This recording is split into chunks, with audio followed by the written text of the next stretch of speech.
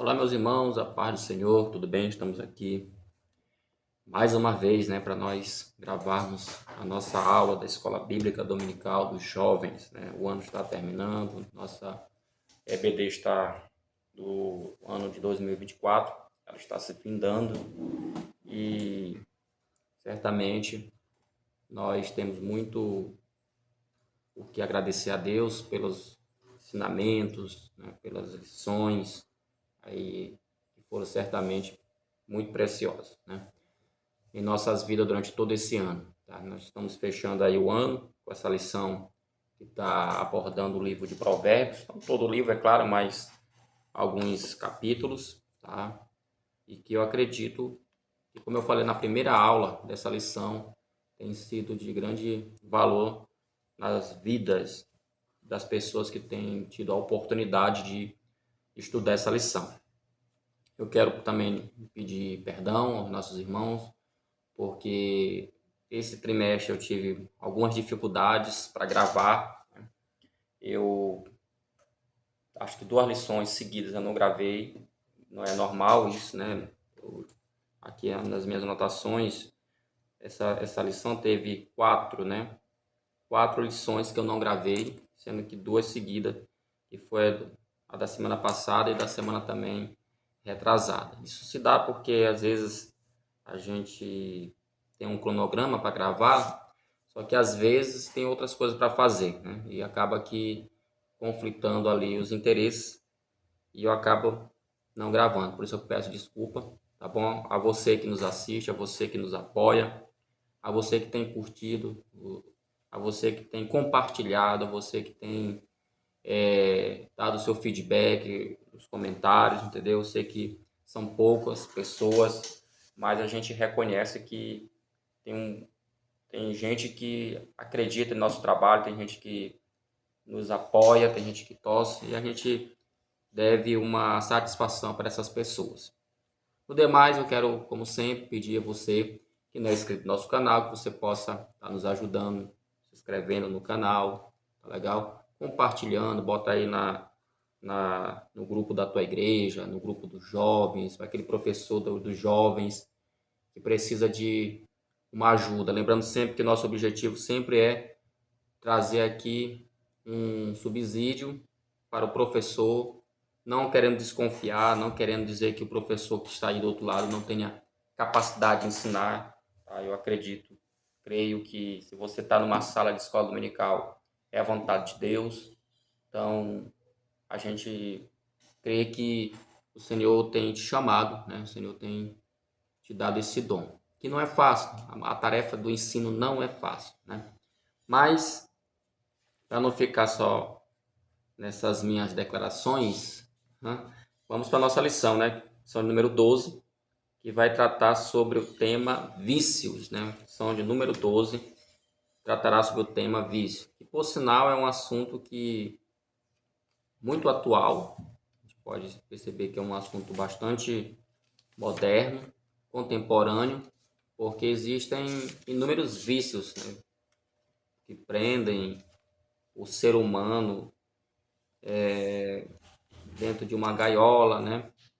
Então tem os vícios psicológicos, tem os vícios químicos, enfim, a variedade de vícios elas são enormes. Então a lição desse domingo ela está tratando sobre esse tema. E o texto principal que está que é o que eles chamam de textual na lição dos adultos, né? Aqui é texto principal, se encontra em Provérbios 25, né? 28, que diz: como a cidade derribada, que não tem muros, assim é o homem, que não pode conter o seu espírito. Me chama a atenção esse versículo. Eu até fiz aqui, como eu sempre gosto de mostrar para vocês, eu gosto de fazer isso, tá? Que é fazer, não sei se vai dar para dar claridade, tá bom? Vou botar um pouco mais para cá. Acho que dá para ver aí que a gente sempre está riscando, faz alguma anotaçãozinha. Eu sempre tenho chamado a atenção para isso, que é importante você, antes de entrar na lição propriamente dita, fazer uma meditação nesses textos bíblicos que a lição apresenta. Claro que não dá para fazer tudo. Por exemplo, aqui tem a leitura semanal, que você pode estar usando mesmo para o seu devocional. Não dá para você pegar versículo por versículo, tá? E fazer aqui um comentário, fazer aqui uma meditação analítica de cada passagem. Mas, pelo menos o texto principal e o texto bíblico, é importante que a gente faça uma análise antes de entrar na lição, porque às vezes pode ter algum termo, alguma palavra, talvez a tua mente consiga captar alguma curiosidade, ou até mesmo uma dúvida, e aí, a partir dessa dúvida você possa construir aí uma resposta que vai servir de argumento para todo o seu trabalho dentro da lição. E nesse texto, Provérbio 25, 28, o que é que me chamou a atenção quando eu li ele, de cara logo? Ele fala, como a cidade derribada, que não tem muros. Tá? Observe que ele fala de uma cidade que está no chão, derribada. A palavra parece até ser uma palavra assim meia do interior, né? Aquela coisa assim, derribada. Mas é exatamente assim que está no texto. Ele está dizendo aqui que a cidade ela está destruída, derribada. Por quê? Porque ela não tem muros. Isso aqui não é à toa, está dentro de um contexto muito forte, que é a ideia das cidades antigas que tinham seus muros. Vocês vão lembrar que na Bíblia tem vários exemplos.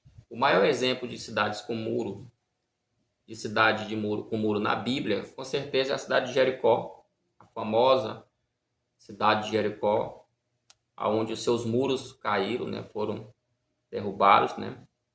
Seus muros ali eram a sua proteção e era o que exatamente as cidades tinham na antiguidade como primeiro, digamos assim, campo de proteção em torno dela. Uma vez que a cidade, os seus muros caíam, então acabou tudo ali, então não tem mais defesa.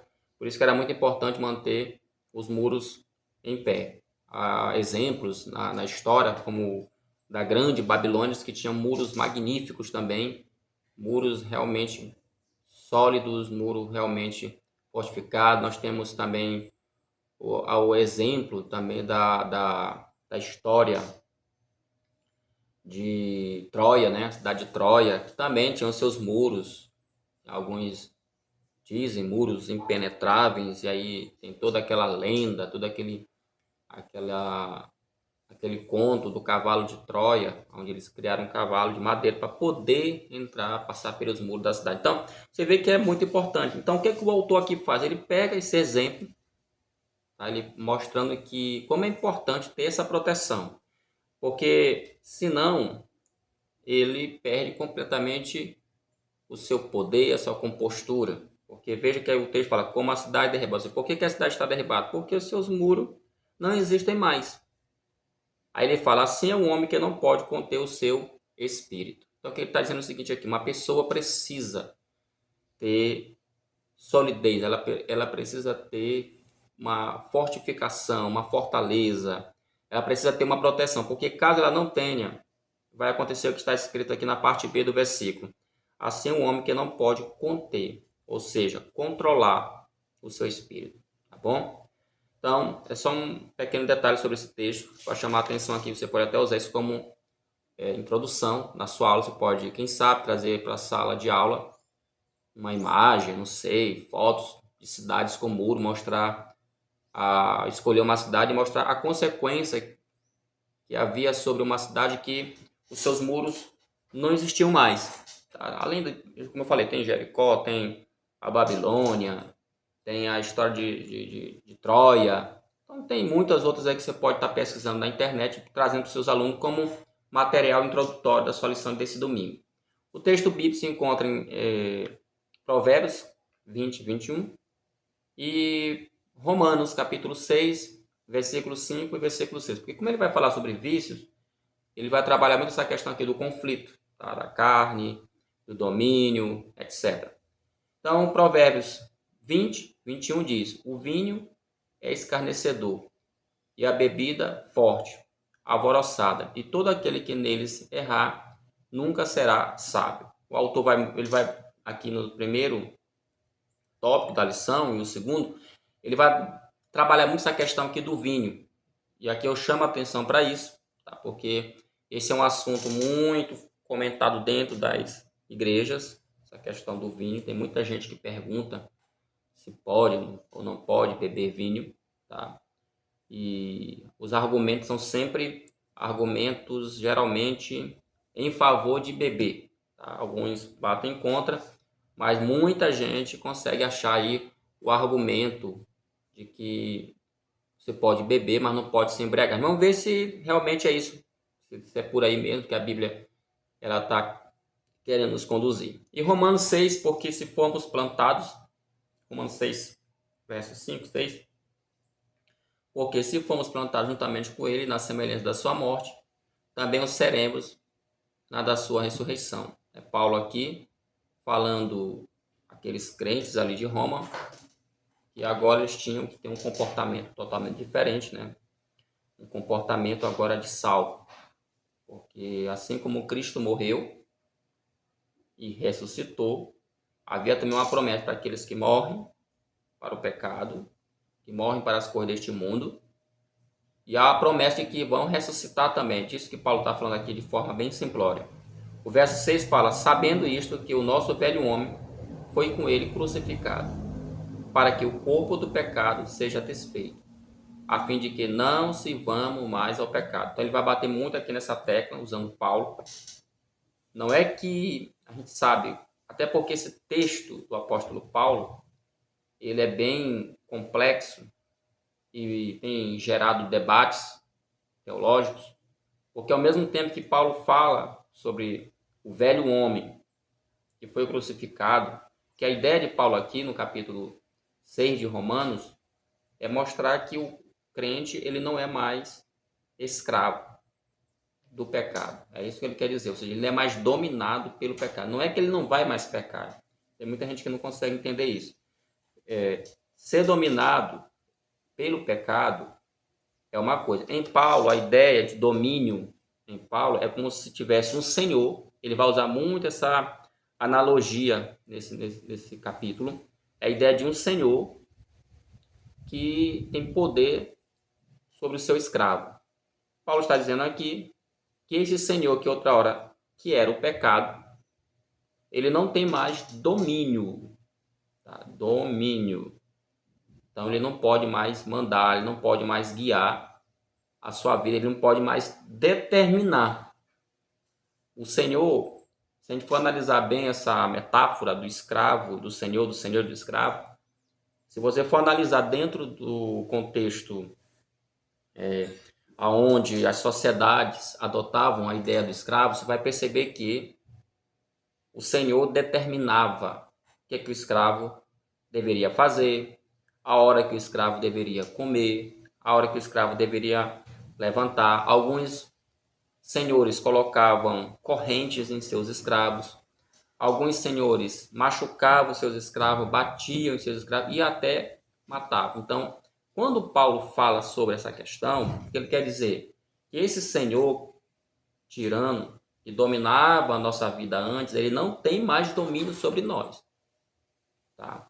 Porém, isso não quer dizer que você não vá mais sofrer nenhuma tentação, digamos assim, e que você não venha a sucumbir. Porque existe uma coisa na teologia paulina, nos escritos de Paulo, que a gente chama a teologia do já e o ainda não. O que seria o já? A ideia do já diz respeito às bênçãos que já estão concretizadas, que já estão determinadas sobre nossas vidas pelo sacrifício de Cristo. Por exemplo, a nossa salvação é uma realidade, isso é o já. Não tenha dúvida disso, nossa salvação ela é uma realidade. Não depende de A, B ou C, não depende de uma atitude, não depende de nada disso.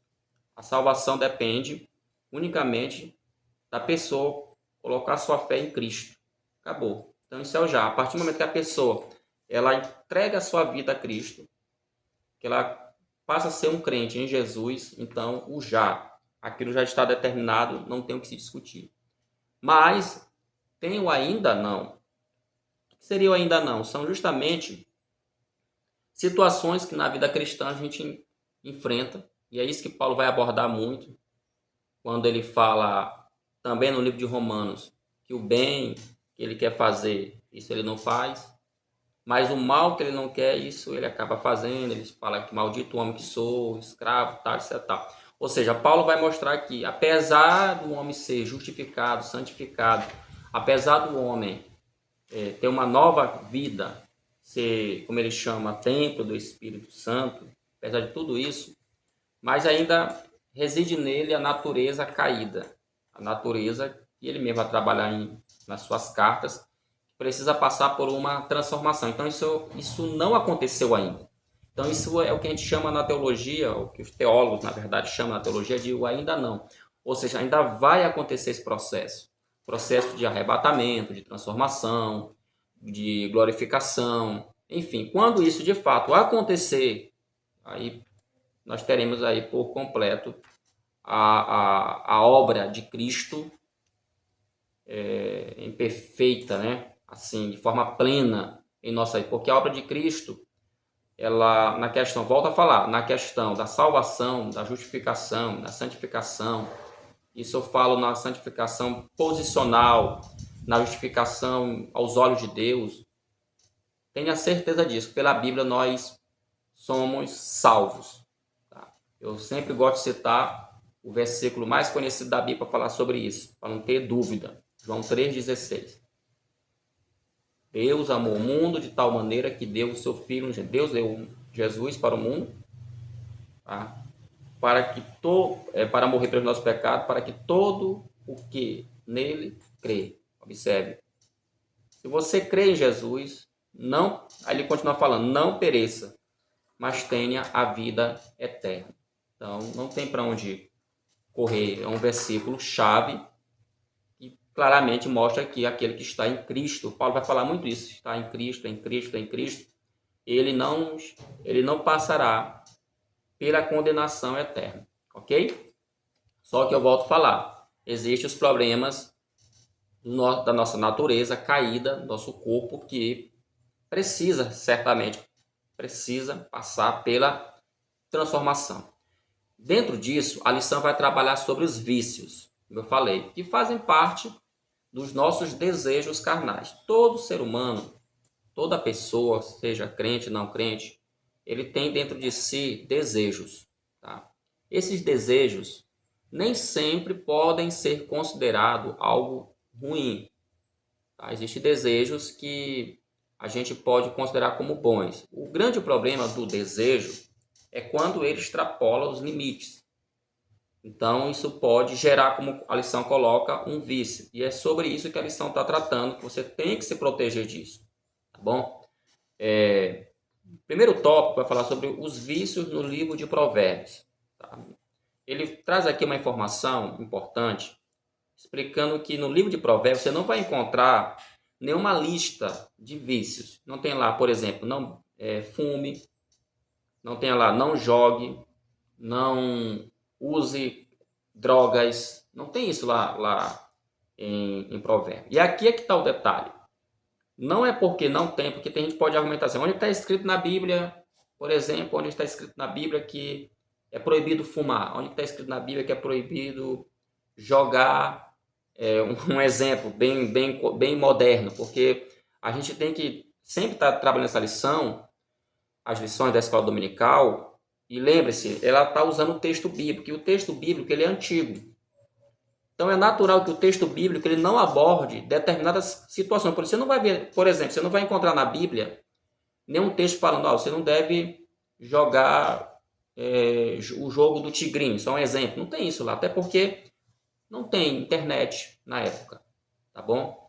E aí alguém pode argumentar, onde está escrito na Bíblia que é proibido jogar isso? O que é que tem? Aí entra outras perguntas, se eu ganhar uma certa quantidade de dinheiro e eu quiser dar o dízimo, eu posso? Então, sempre observe que aquilo que eu sempre costumo dizer, nós homens pecadores, quando a gente peca, quando a gente erra, nós sempre queremos criar uma desculpa, um argumento. Sempre existe um argumento. Lembra quando Adão e Eva, eles pecaram?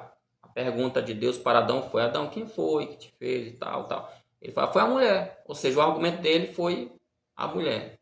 E a mulher jogou a culpa na serpente, tá? Só que observe que o resultado de tudo isso, Deus ele não quer saber do teu argumento, do meu argumento. Existe uma lei, tá? Existe uma regra que Deus estabeleceu, e uma vez que ela é quebrada, ela terá o quê? Consequências, tá? Então, tem que se tomar muito cuidado com relação a isso. Volto a dizer, os desejos, não vamos considerar os desejos como malignos, tá bom? Porque às vezes as pessoas também, elas colocam essa palavra desejo num campo muito negativo, e eu não vejo dessa forma, tá? Tem uma opinião minha aqui. Porque eu sempre gosto de, quando eu estou trabalhando em antropologia bíblica, ressaltar que dentro de nós existe coisas que foi o próprio Deus que criou e colocou em nós. Agora, o problema é como nós utilizamos esses fatores, essas ferramentas que estão dentro de nós, tá bom? Então, o primeiro subtópico, os vícios em provérbio, ele vai falar que não tem uma lista, porém ele fala, nada deve dominar sua vida, exceto a palavra de Deus. Por isso, uma das características de provérbios, quando se deseja convencer o jovem a andar pelo caminho justo, é apresentar o perigo do caminho dos desejos viciantes, o caminho perverso e o prejuízo que ele nos trará. Olha, observa bem o seguinte aqui. Não tem lá, beleza, não tem uma lista de vícios modernos. Ele vai tratar, geralmente, provérbios, quando ele vai falar sobre o perigo, ele vai tratar do vinho, ele vai tratar da mulher sedutora, dessas questões. Mas, como a lição coloca, você pode apresentar para o seu aluno as consequências disso. É sempre, eu costumo dizer, meus irmãos, que a gente tem que ter, na nossa vida tem coisas que você precisa ter bom senso. Por exemplo, eu estava pregando na igreja, em Romanos capítulo 15, né? 14, capítulo 14 e uma parte do capítulo 15. Quando o apóstolo Paulo ali ele trata sobre a questão de comer e não comer, pessoas estavam tendo conflitos ali, e Paulo argumenta, porque ele está trabalhando a ideia de você ser maduro na fé, tá? Ele começa o texto lá do 14 falando sobre cuidar, suportar os fracos na fé. Quem são os fracos na fé? De acordo com o contexto, a ideia de fraco na fé é alguém que, por exemplo, acha que se ele não come determinada comida, ele é santo, ele está fazendo a coisa certa, e ele se escandaliza com quem come aquela comida que ele deixou de comer. E o contrário também pode ser verdade. Tem aquele também que pode argumentar que ele come de tudo, tá? Ele come de tudo, mas ele se escandaliza com aquele que determinadas comidas ele não come. Então Paulo chama isso de fraco na fé. E Paulo manda que a gente venha suportar, cuidar dessas pessoas. Inclusive, o argumento do capítulo 13 de Romanos é sobre o amor. Ele até fala que nós podemos dever tudo, menos o amor. O amor nunca vai ser algo que a gente vai deixar de dever para o nosso próximo. Então, se de fato eu tenho esse amor, então esse irmão que é fraco na fé, eu vou amar ele, então eu vou entender, enfim. Ou seja, se eu sei que meu irmão ele não come carne de porco porque ele acha que é pecado, então eu não vou convidar ele para almoçar na minha casa e vou mandar fazer uma carne de porco. Eu gosto de carne de porco, mas eu não vou mandar fazer em respeito, até porque Paulo vai falar muito sobre isso, sobre tomar cuidado, para você não ser uma pedra de tropeço, escandalizar. Tem essas questões que Paulo vai levantar aí. Mas uma coisa que chama a atenção, alguém pode dizer assim, então, porque tem gente que pega esses textos de Paulo e diz assim, tá vendo? Esse negócio de dizer que a gente não pode beber é muito relativo. O importante é não beber para escandalizar uma pessoa. O importante é não fazer determinada coisa na frente de alguém que acha que é pecado. Se eu acho que não é pecado, então eu posso fazer. Eu posso fazer aqui só na minha casa, escondido, ninguém precisa saber. Só que nesse mesmo texto, e a Bíblia precisa ser analisada como um todo, Paulo vai falar também sobre aquilo que é praticado. Ele diz o seguinte: se eu como, é para a glória de Deus. Ó. Se eu não como, também é para a glória de Deus. A grande pergunta que toda pessoa tem que fazer, eu acho que esse é um argumento que... Aqui é uma questão de reflexão, tá? Não estou dizendo aqui para... Mas que pode ser levantado, a questão é, quando eu estou, por exemplo, bebendo, tá? Um exemplo, estou bebendo. É para a glória de Deus? Essa é a questão. Porque se a gente faz alguma coisa na vida que não glorifica o nome de Deus, então eu estou, pela lógica paulina, alimentando o quê? A minha carne. Tá? Então eu estou, na verdade, aqui alimentando o quê? Os meus desejos, criando um certo vício. Então, por isso, eu chamo a atenção para isso. E o primeiro subtópico, botando, como eu falei, mesmo que não tenha uma lista, mas você, professor, apresente lá as consequências. A gente sabe que existem consequências. Tem pessoas hoje, mano, que são viciadas, por exemplo, na internet. Pessoas que são viciadas com celular. Elas têm uma dependência, né? Tem uma dependência. Hoje já tem no Brasil clínicas para tratar de pessoas que não conseguem ficar sem celular. De vez em quando a gente vê vídeo de pessoas que... Já vi vídeos na internet, pessoas que estava dentro de um avião e pediram para desligar o celular e tal, e a pessoa entrou em crise, entrou realmente ficou agressiva, é como se estivesse arrancando um pedaço dela. Uma coisa assim realmente impressionante, porque vive 24 horas no celular. Tem pessoas que é uma coisa assim surreal, né? Onde ele vai, está lá no celular, pode estar numa mesa, 10 pessoas, pode estar só você e ela na sala, é todo tempo no celular. Então, apresente apresente o celular como um vício, mostre as consequências, seria bom você estudar sobre isso, uma dica. Quais são as consequências que o celular ele traz quando cria uma dependência na pessoa? Primeiro, cria uma dependência psicológica, né, gente? A gente sabe que tem pessoas que são dependentes das redes sociais. Elas publicam uma foto e esperam curtidas, esperam comentários. Isso já gera um transtorno comportamental. Tem pessoas que por trás de um celular, por trás de uma rede social, escrevem bem, falam bonito, debatem, mas quando estão frente a frente, assim, carne com a carne, elas têm extrema dificuldade de se expressar. Então, uma das questões que o celular traz como prejuízo quando ele é usado de forma exacerbada, quero deixar bem claro, não estou dizendo aqui que a gente não possa navegar na internet, não. Eu estou falando quando a gente usa a coisa de forma exacerbada, uma das consequências é exatamente essa falta de socialização, porque o ser humano não foi feito para ficar dentro de quatro paredes, com um aparelho ali dominando ele, tá bom?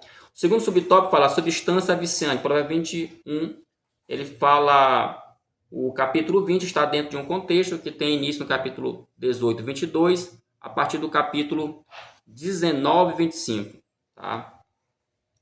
Um contraste entre características da vida do justo e do zombador. Ainda dentro desse contexto, lembre-se que o álcool produz zombadores e brigas e por isso não é uma característica de uma pessoa sábia que preza pela prudência e temperança, né? Então aqui, aqui o subtópico 2 ele vai tratar exatamente sobre álcool. Aí não vai entrar aqui, por exemplo, cerveja, mas a Bíblia fala, irmãos, esse negócio de bebida, negócio sério na Bíblia, porque ela fala também sobre a bebida forte. Então, essa ideia de apenas ter o vinho no Antigo Testamento, não. Tinha outros tipos de bebida também em que a Bíblia ela condena. E aqui o autor ele vai ressaltar qual é a consequência. Porque o escritor está vendo, e geralmente, irmão, são as pessoas que bebem. A gente pode observar as pessoas que bebem. Tem gente que fala assim, eu bebo de forma social. Geralmente, as pessoas que bebem, elas vão produzir algum tipo de pecado da carne. Zombaria, agressividade, tá? Saliência, entendeu? Então, são muitas coisas que podem acontecer com uma pessoa que está embriagada, tá bom? Porque o álcool, ele produz isso. O álcool, ele mexe com a estrutura racional, ele mexe com o entendimento da pessoa. E por isso é que a Bíblia, ela vai condenar isso, e lá em Efésios 5,18, Paulo vai falar claramente, se a bebida... Veja, alguém fala assim, mas Paulo não condenou a bebida. Eu estou falando muito de Paulo, eu vou já chegar lá em Jesus, tá? Porque um dos versículos preferidos dos defensores da bebida é o milagre que Jesus fez em Caná. Então lá em Efésios 5,18, Paulo, ele vai dizer que em vez de você se embriagar, em vez de você ser um zombador, você ir pelos caminhos da carne, encha-se, né, do Espírito Santo. Eu tenho uma lembrança aqui de um livro que eu li há muitos anos, até com base em um filme, A Cruz e o Punhal, o livro lá, do pastor, lá o pastor americano, acho que americano sim, David Wilkerson. Ele, após todo aquele trabalho que ele fez ali no Brooklyn, ele montou uma espécie de localidade onde ele acolhia jovens das ruas e que faziam parte de gangue, usavam drogas, eram viciados. E no livro ele conta que muitos conseguiam se recuperar, muitos conseguiam largar aquela vida de vício das drogas, mas alguns acabavam não conseguindo e voltavam para o submundo das drogas novamente. E um dia ele perguntou para um grupo de pessoas que estavam lá presentes, nunca deixaram, depois que aceitaram a Cristo, passaram pelo processo, realmente estavam curados, por que eles não voltavam para as drogas novamente? E a resposta foi que a experiência que eles tinham com o Espírito Santo, a experiência que eles tinham com Deus, era uma experiência muito maior. Ou seja, era uma experiência que as drogas não podiam dar. Ou seja, a alegria, o gozo, a satisfação espiritual que eles encontraram no Espírito Santo, que eles encontraram em Deus, superava qualquer vício de drogas. E aí eu me lembro, quando eu leio Paulo, eu me lembro disso. Quando Paulo manda se encher, porque ele sabia que a única forma de vencermos os nossos vícios, vencermos os nossos desejos, é sendo tomados pelo poder do Espírito Santo. Isso aqui é importante frisar na sala de aula. Talvez você esteja com algum jovem em sala que ele frequenta até psicólogo, faz tratamento com terapeuta, tem pessoas que estão talvez tomando remédio controlado para dormir, para vencer isso, aquilo mais, mas a solução muitas das vezes, eu sei que é importante todo esse tratamento e os meus colegas, meus irmãos que são formados na sabem disso, mas muitas das vezes essa experiência, esse contato com o espiritual, no caso com o Espírito Santo, pode sanar e curar e resolver completamente esses problemas, tá bom? O terceiro subtópico falou os demais vícios. Provérbios 25 se encontra dentro do contexto de 25:1 e 29:27, denominado de, como vimos na primeira lição, coletânea de Ezequias. Porque o que ele quer dizer é o seguinte, esses provérbios aqui, você pega desde o versículo 25 até capítulo 25 até o capítulo 29, o autor ele vai trazer uma série de conselhos contra vários vícios, tá? Por isso que ele fala aqui. E esses provérbios aqui foram escritos por servos de Ezequias, tá? Ele fala coletânea de Ezequias com provérbios de Salomão. Provérbio 25:28 nos apresenta o tema do domínio próprio contra qualquer tipo de vício, tá? Qualquer tipo de vício em qualquer área da natureza humana. Vamos ler aqui o 25, pelo menos 25, 28, para não ficar assim só na leitura que eu estou fazendo. Provérbios, capítulo 25. É sempre bom, de vez em quando, você está abrindo a sua Bíblia lá com o seu aluno, tá bom? 25, 28 fala, ó, como a cidade, é o que está lá no texto. A gente já leu aqui, 28. Como a cidade, com seus muros derrubados, assim é quem não sabe dominar-se. Né? Tem aqui também, vamos ler aqui, o 25, O 25:1 fala assim, ó: estes são outros provérbios de Salomão, compilados pelo servo de Ezequias, rei de Judá. Tá? E o 25, agora o 29, 27. 29, 27. Para entender o que ele está querendo dizer aqui, nosso querido escritor. Tá? O justo leva em conta o direito dos pobres, mas os ímpios nem se importam com isso. Então aqui é uma coleção de conceitos, de instrução que ele vai dar aqui nesses textos, tá bom?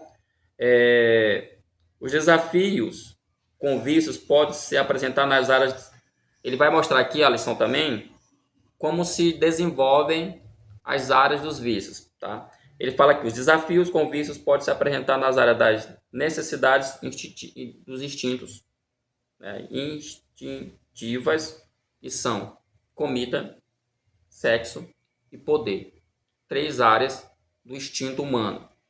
Comida. O ser humano tem necessidade de comer. Precisa comer, porque senão ele morre. O desejo de comer, ele é ruim? Não. É o que eu falei agora há pouco. É ruim comer? Não é ruim. Mas quando a pessoa se torna viciada em comida, o que é que vai acontecer? O que é que vai ocasionar? Problema de saúde.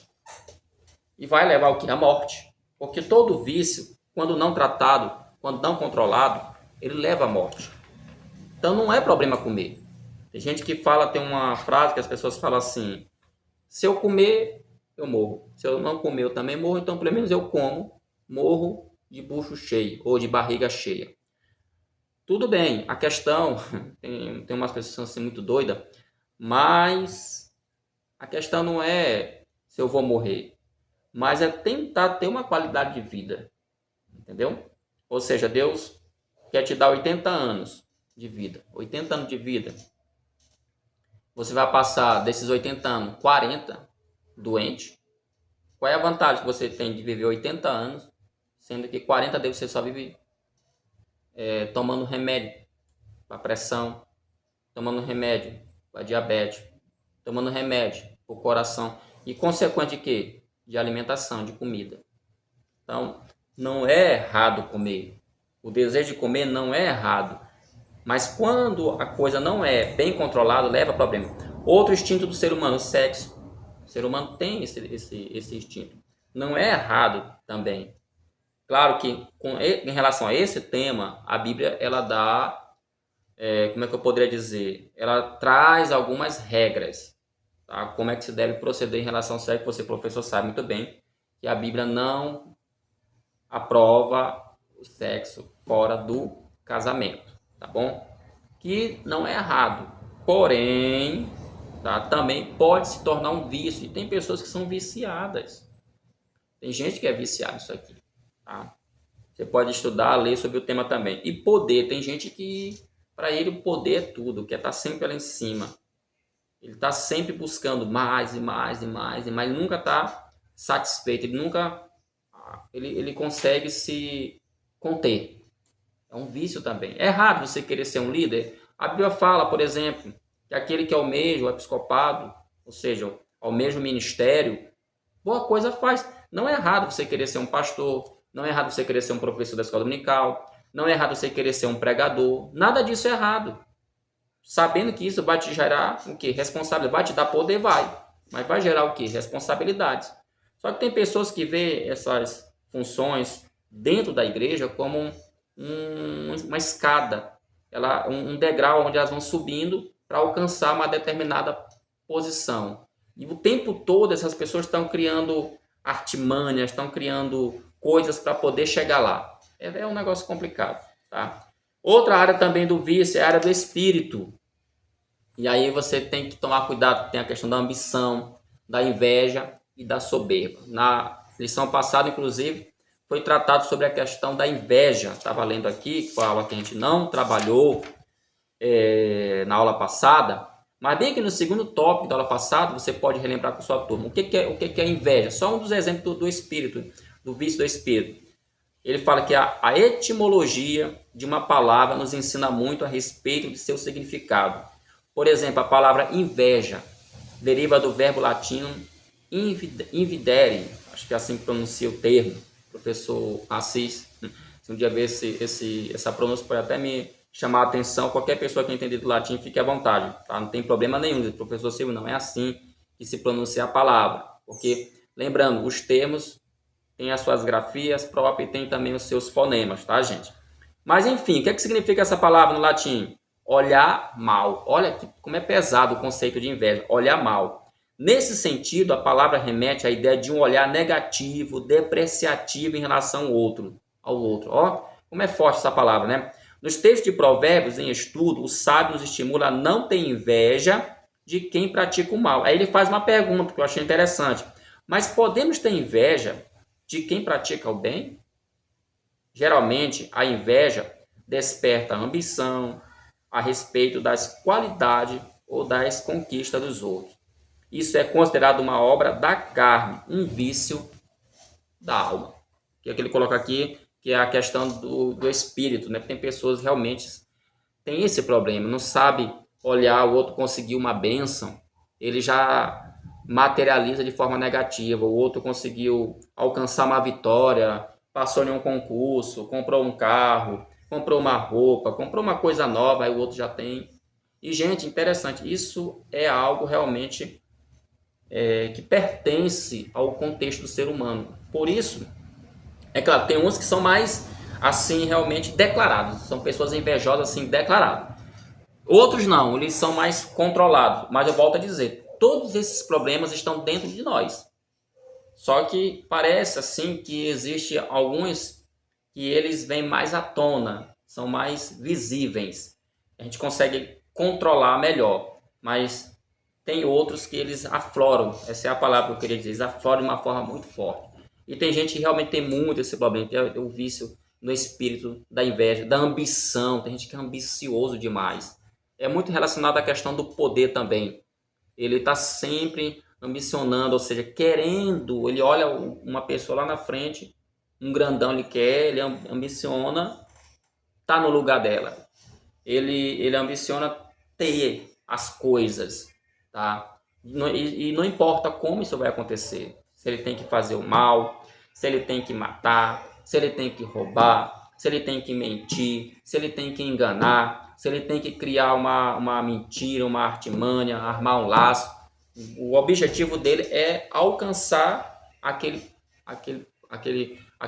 lugar, né? Aquela situação ali que ele está ambicionando. E a soberba, né? Tem pessoas também que têm esse problema. Então esse é o primeiro tópico, muito rico, muita informação, tá bom? Para nossos alunos aí. O segundo tópico fala o vício e suas consequências. Como eu falei, todo vício vai ter o quê, gente? Consequências, tá?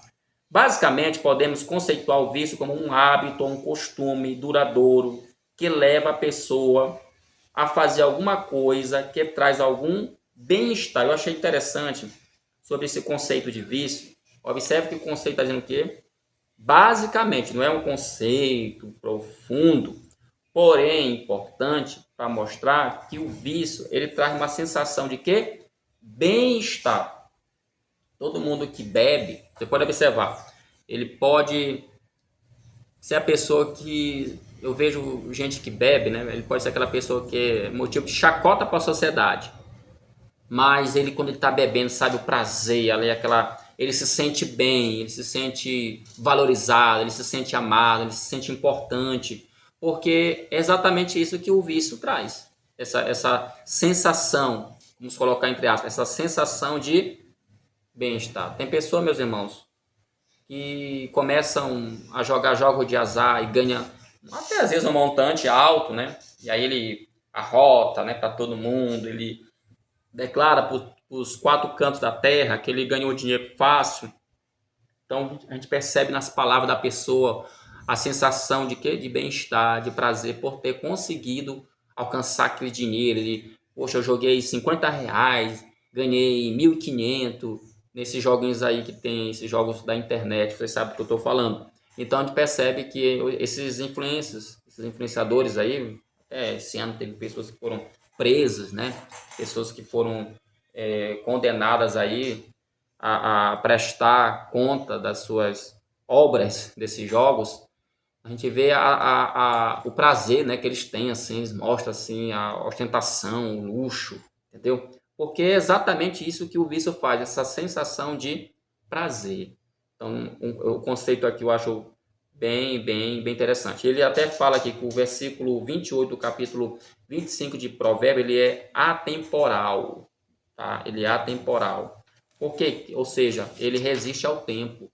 Ele foi um texto escrito há milhares de anos atrás, podemos dizer assim, e mesmo assim o texto de Provérbios, capítulo 25, versículo 28, ele consegue ultrapassar as barreiras do tempo. Porque de fato, irmão, assim como a cidade derribada, que não tem muros, é o que o texto está falando, assim é o homem que não pode conter o seu espírito, ou seja, uma pessoa que não tem controle, uma pessoa que não tem autodomínio, uma pessoa que não tem temperança. Tudo que eu estou falando aqui, lá em Gálatas, Paulo vai até falar aqui, ele também vai falar aqui na lição, citando Gálatas, capítulo 5, é o fruto do Espírito. Então, uma pessoa dessa, ela realmente, uma pessoa que é viciada, é como uma cidade onde ela está sem muro. Lembra que eu comecei falando? Se não tem muro, não tem proteção. Se não tem proteção, é só um passo para a destruição. Tá? Segundo tópico, tipos diversos de vícios. Tá? Os vícios se manifestam em diferentes áreas da natureza humana. Aqui ele está corroborando, ele está só repetindo o que já foi falado no subtópico 3. Tá? Os vícios na área do instinto e os vícios na área do espírito. Tá legal? Sempre lembrando, não é errado os nossos desejos, tá? Eu sempre digo, Deus colocou desejos dentro de nós, porém nós temos desejo de buscar a Deus. Um exemplo, é errado você ter desejo de ler a Bíblia, é errado você ter desejo de orar, é errado você ter desejo de ir para o culto? Não é errado. Mas isso pode trazer algum prejuízo? Traga isso para a turma, nessa questão. Será que você posso ou não? Será que você pode... o meu desejo de ler a Bíblia e o meu desejo de orar, meu desejo de jejuar, isso pode trazer algum problema? Claro que pode, gente. Aqui o ditado popular cabe: tudo o que é demais é sobra. A Bíblia não manda a gente ler a palavra 24 horas. A gente lá manda ler a Bíblia, meditar. Mas nós não fomos fabricados para ficar 24 horas sentado lendo a Bíblia, 24 horas orando. Tem pessoas que entram numa campanha de jejum que é um negócio assim incrível. Eles querem, não, Moisés fez, Jesus fez, mas eles não compreendem, eles não entendem que aquilo ali foi algo que Deus mesmo levou eles a fazer e que o próprio Deus os sustentou. Então tem que ver essas questões, tem que pontuar para depois. Fulano de tal ficou doido, fulano de tal morreu. Enfim, acontece muito isso dentro da igreja. Pessoas que têm surtado, pessoas que têm perdido realmente a razão, entendeu? Porque eu vou considerar isso aqui um tipo de vício, são viciadas naquilo que elas estão fazendo. E aí lembra que o conceito da palavra vício traz o quê? Uma sensação de bem-estar, só que é uma sensação falsa. Todo mundo vai dizer, não, mas eu estou fazendo a vontade de Deus. E que vontade de Deus é essa que prejudica, que mata? Não pode ser a vontade de Deus isso. E para fechar o segundo tópico, ele fala vícios presentes na vida dos jovens.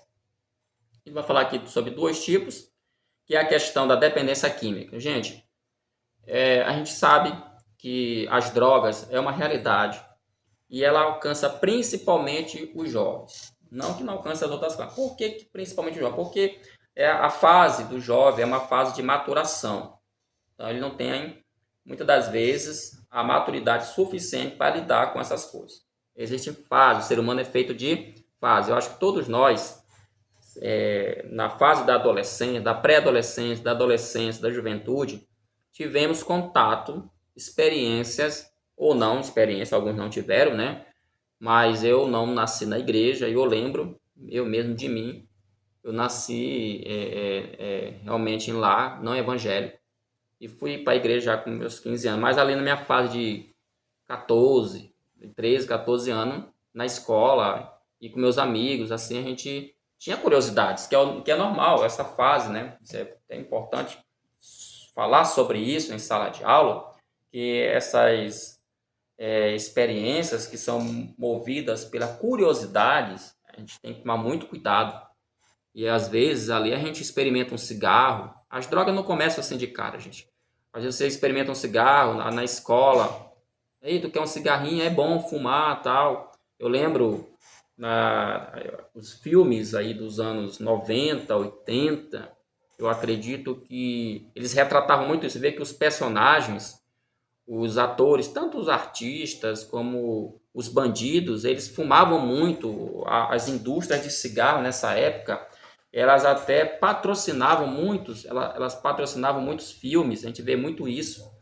Só depois de uma avalanche de pessoas que morreram com câncer no pulmão, é que a justiça começou a determinar que as carteiras de cigarros, elas trouxessem uma foto falando do mal que o fumo traz. Até então, fumar nessa época era considerado como status social. Por isso que é importante essa questão das pessoas que dizem assim: eu bebo porque é bonito, eu bebo porque é social e tal. Aí eu fico lembrando do cigarro dessa época que era status. Fumar era status. Eu lembro que quando criança fui muitas vezes comprar cigarro, né? Não para mim, claro, né? Comprar cigarro para minha mãe, fumava, hoje ela não fuma mais, graças a Deus. Mas eu lembro, até hoje, ainda me lembro uma marca que era muito famosa, Plaza. Eu lembro dessa marca, nem sei se existe mais, hoje são tantas marcas que tem. Mas enfim, não vem ao caso. O que eu quero dizer é que hoje você vê lá na carteirinha de cigarro uma foto de uma pessoa que está em estado terminal, morrendo, né? Câncer nos pulmões, causado pelo quê? Pelo fumo. Então, as pessoas que defendem essa ideia da bebida, elas deveriam pensar muito bem sobre isso, tá? Porque dizer que bebe de forma social, uma vez, de forma ocasional, elas deveriam pensar sobre isso, porque a bebida ela tem suas consequências também, como já foi falado aqui. E sobre a questão do milagre de Jesus lá em Caná, que você que está me assistindo talvez vai dizer, não, mas Jesus, ele transformou a água em vinho. Aí vem a pergunta, professor Silvio, esse vinho, deixa eu ajeitar aqui um pouco a câmera, esse vinho lá, essa água foi transformada em vinho, era vinho mesmo, era suco? Tem muitos debates em torno disso. Irmãos, olha, eu acredito que era vinho mesmo, porque o próprio mestre Sala, vamos colocar assim, o cidadão lá que era responsável por provar ali se aquele vinho era bom, se não era, o próprio mesmo dá a seguinte declaração, você vê que o texto fala sobre isso, que eles deixaram ali, ele ficou impressionado, que ele era um homem experiente, já tinha ido em várias festas, e ele ficou impressionado porque o melhor vinho tinha ficado por último, nas palavras dele. Geralmente as pessoas, ele dizia que nas festas que ele ia, as pessoas davam o melhor vinho, e depois as pessoas já estavam embriagadas, eles começavam a servir um vinho mais de baixa qualidade. E ali não, estava o melhor, ficou por último. E aí a pessoa pergunta, então pronto, tá aí, Jesus ele transformou água em vinho. Mas, meus irmãos, aqui entra uma questão que as pessoas que não estudam teologia, tá? As pessoas que não estudam interpretação de texto, bíblica no caso, elas não vão entender isso. Os intérpretes da Bíblia já pensam diferente. Um leitor comum, ele não pensa a Bíblia da mesma forma de uma pessoa que tem uma formação, tem uma instrução teológica. No caso, uma coisa que é levada em consideração, quando vai se interpretar um texto bíblico, são vários fatores que são levados em consideração na hermenêutica bíblica. Analisa-se, por exemplo, o contexto histórico. Analisa-se, por exemplo, o contexto linguístico, ou seja, o texto não está escrito em português, ele está escrito em grego. Logo, esse texto ele precisa ser analisado no grego. Aí é que entra uma palavrinha que até hoje ela está comum, mas ela no meio de algumas pessoas não é tão comum, que é a palavra exegese, aonde o escritor, quando escreveu o texto, ele tinha uma informação a passar. Então, eu que vou estudar aquele texto, eu tenho que fazer a exegese para descobrir, tá? Para descobrir o que é que esse autor queria passar. Que aqui é um outro debate que se tem muito grande, aonde vai se indagar se de fato a gente pode conseguir captar a intenção do autor. Ainda tem isso. Se pode ou não pode, tem um debate sobre isso. Mas a exegese é justamente para nos ajudar a tentar, se não captar a ideia do autor, se aproximar o máximo que a gente pode da ideia em que ele queria passar. Olha como é difícil a interpretação. Outra situação também que se analisa no texto é o conceito teológico. E lembre-se, nós estamos falando de um livro que para a teologia, para os teólogos, tem teólogos que defendem a ideia, como Joaquim Jeremias, teólogo, ele vai dizer para ele teologia, ou seja, teologia mesmo, ele vai encontrar, ele só acreditava ter nas cartas de Paulo, faz todo sentido, não estou dizendo que ele está com a verdade, tá, gente, mas faz sentido. E no Evangelho de João, o Evangelho de João, meus irmãos, é um dos livros mais teológicos do Novo Testamento. Qualquer pessoa que lê João com cuidado vai observar que João falou de coisas muito difíceis também de serem analisadas. Você pode observar que ele começa no capítulo 1 de João falando do Logos. João, ele era um pescador. E aqui vai ter um debate sobre isso. Será se de fato esse João é o mesmo João dos 12? Que aí até a questão da autoria do livro, ele é colocado em xeque por alguns estudiosos, porque o conteúdo teológico do livro é muito grande, é muito profundo. Então, meus irmãos, quando o intérprete vai fazer uma análise de um texto, ele também leva em consideração o lado teológico. E o lado teológico do livro de João, do capítulo 1 até o último capítulo, tem como objetivo trazer um tema. Qual é o tema principal do livro de João? Trazer para os seus leitores a natureza divina de Cristo. Pode observar que quando a gente fala assim, a gente pergunta assim, quantos evangelhos tem na Bíblia? A gente fala 4 evangelhos. Mas tem o evangelho sinótico, tem os evangelhos sinóticos e tem o evangelho de João.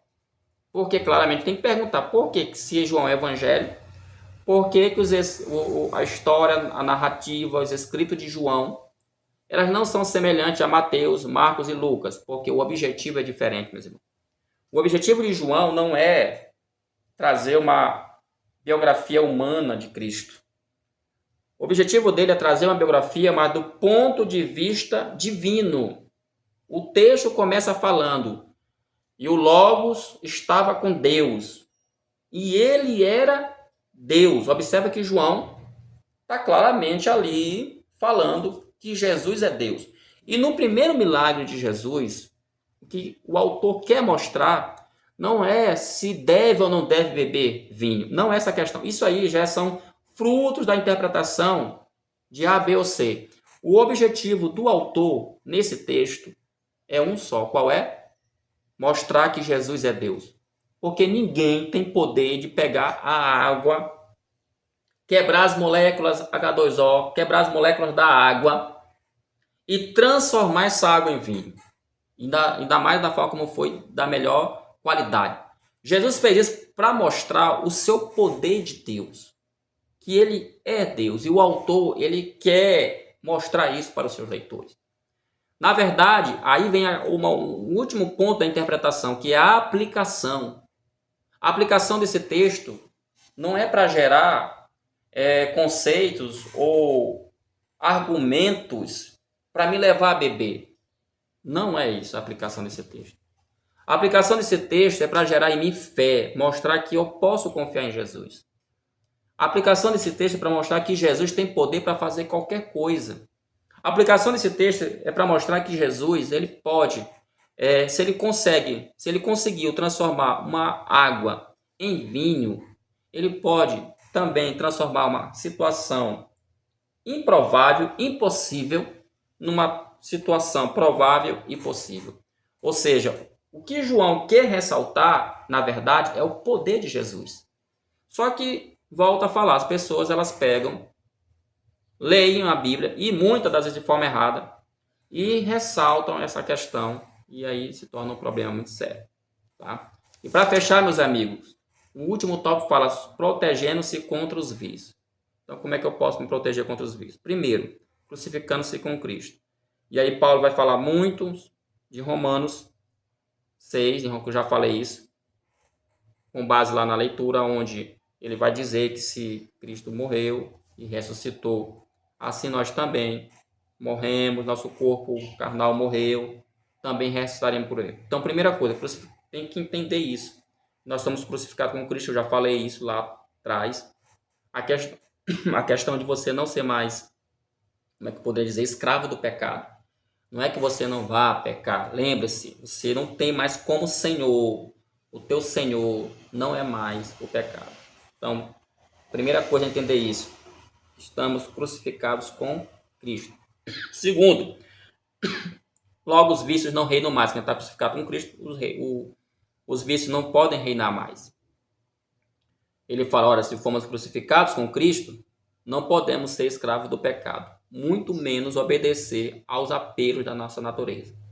Mas devemos ser dominados pelo Espírito Santo. Isso não significa que não seremos tentados pelos desejos do pecado. Foi o que eu falei agora há pouco. Mas a tentação, ela não vai parar enquanto a gente não passar pelo processo de transformação. Lembre-se do já e o ainda não. E por último, exercendo o autodomínio. O ser humano, irmãos, ele tem pessoas que falam assim, eu deixei de beber, eu tive força de vontade. Eu deixei de fumar, eu tive força de vontade. Eu deixei de mentir, eu tive força de vontade. Eu acredito nisso, irmãos. Porque a Bíblia fala que nós fomos criados à imagem e semelhança de Deus. Então, para mim tem dois caminhos para você vencer qualquer tipo de vício. Primeiro, você mesmo pode vencer o vício quando você entende, quando você compreende que aquilo que você está fazendo é prejudicial para a sua saúde. É prejudicial para a sua vida. Se você é viciado em mentir, por exemplo, e percebe que todo mundo ao seu redor, não acredita em você, todo mundo ao seu redor, não te dá